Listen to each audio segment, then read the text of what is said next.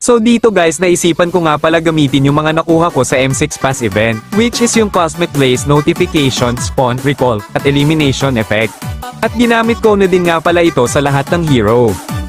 At syempre isasabak agad natin ito sa rank game.